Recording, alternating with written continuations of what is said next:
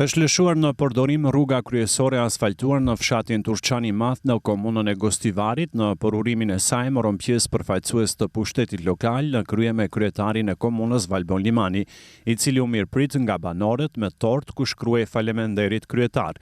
Rruga me gjatësi rreth 1 kilometra ka kushtuar 7.5 milion denar dhe përbën një prej projekteve më të rëndësishme infrastrukturore për këtë fshat.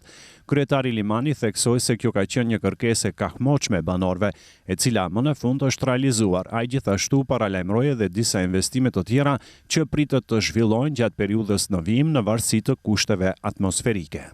Është investim i cili priteshte gjatë prej banorëve. Kjo rrugë me të vërtet kishte nevojë për rikonstruim.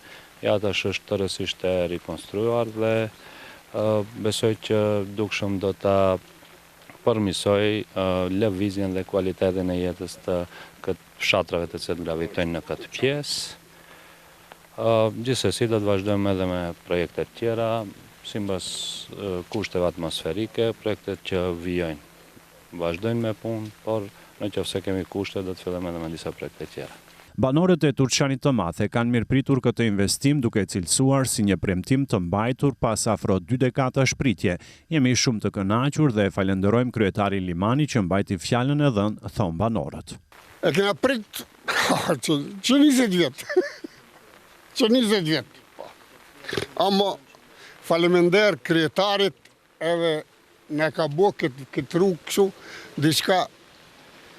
Jo vetëm bone dhe kalo, po e kam bo me këtë ato norma që duhet, edhe ne i faleminderojmë shumë zotënej kryetarit Limanit urna.